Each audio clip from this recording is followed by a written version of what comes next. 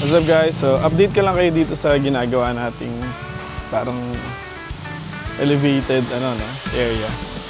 So last week yung ginawa natin is to find yung magandang location for yung elevated area natin. Kasi nga pagka nag-uulan tapos may habagat, umaabot na doon sa may part na yon bago mag-workshop, no? And lalo na pagka matindi talaga yung bagyo. So itong area na to, ang ginawa natin, nilagyan natin siya ng asintada. Yan. So elevated na siya, 4 na patong ng hollow blocks. No? D5 ginamit natin dyan. Tapos kinahon siya. Kakahunin siya na itong buong area na to. Yan. Hanggang doon sa may dulo.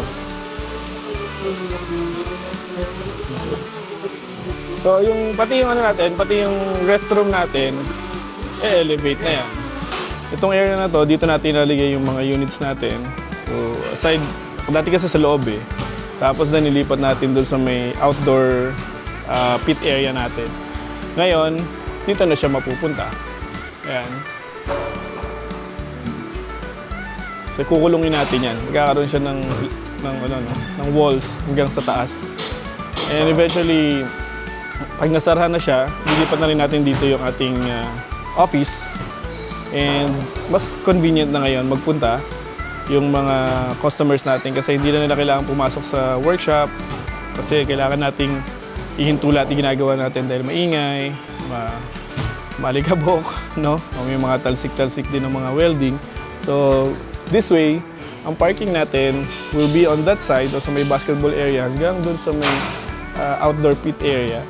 And then, itong lugar natin dito, nandito na yung office, plus yung mga units will be stored. Yan. And pati mga wood, maglalagay tayo ng wood natin dito. So, mas convenient, no? Mas madali na ngayon para doon sa mga bumibisita sa atin. Alright, so that's our latest update here in our project. Tingnan natin hanggang sa matapos tong ginagawa natin dito sa ating workshop or ano tawag natin dito? Elevated storage. Alright, thank you very much and smoke on!